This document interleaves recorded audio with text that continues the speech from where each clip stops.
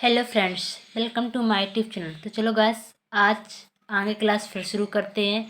आपको तो पता ही होगा, पहले हमने और आपने मानव का विकास कितने अच्छे से कवर किया है, बल्कि इन्हें 6 भागों में बांट कर किया है। हर एक छोटी छोटी चीज़ आपके साथ एकदम क्लियरिटी बताया है। अब हम आगे उसको क्रम बढ़ते बढ़ते पाषाण काल पे आ गए।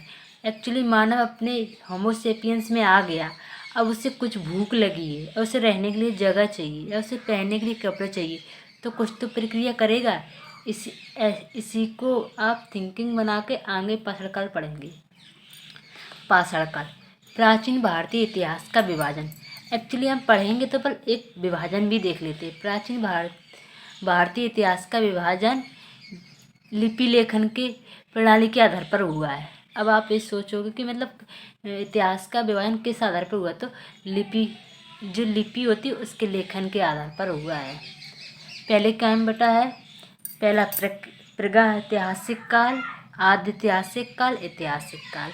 अब प्रागैतिहासिक काल में कौन सा इतिहास आता है, तो प्रागैतिहासिक काल में वो इतिहास आता है जिसके कोई लिखित साक्ष्य उपलब्ध नहीं है, न मतलब कोई साक्ष्य उपलब्ध नहीं है, ओनली वहाँ प्रातात्विक साक्ष्य हैं। अब प्रातात्विक साक्ष्य कैसे, जैसे कि हम आपको बताएं, पत्थर के औजार, पत्थर की बर्तन, पत्थर का घर, ये सब मिले।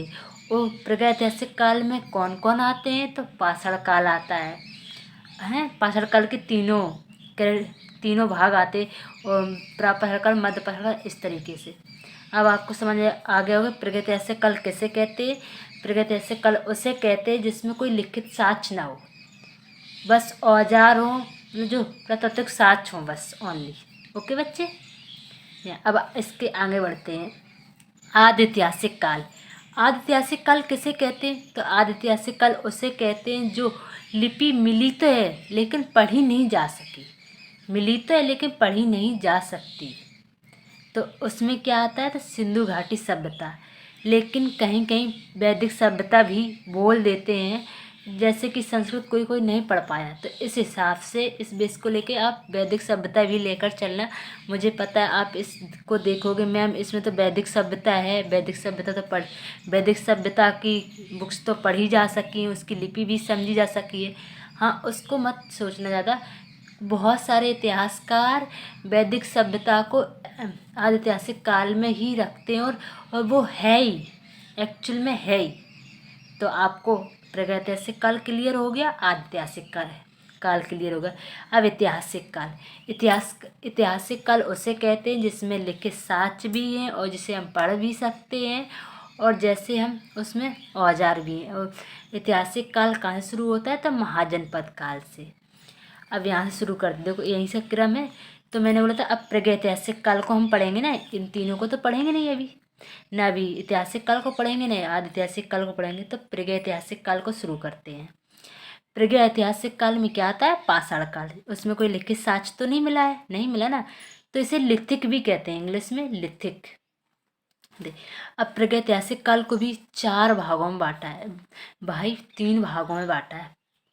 यानी जो पाषाण काल को वो भी 3 भागों में बांटा है। तो प्रापाषाण काल, मध्य पाषाण काल और नवपाषाण काल। अब कोई कोई इंग्लिश में भी आ जाए, तो प्रापाषाण काल को कहते हैं पैलियोलिथिक एज, जो 6 लाख से 10,000 है। और मध्य पाषाण काल को कहते हैं मेसोलिथिक एज, जो 9,000 से 40,000 ईसा पूर्व का। और नवपाषाण काल को कहते हैं नियोलिथिक एज, जो लगभग 1,000 का है।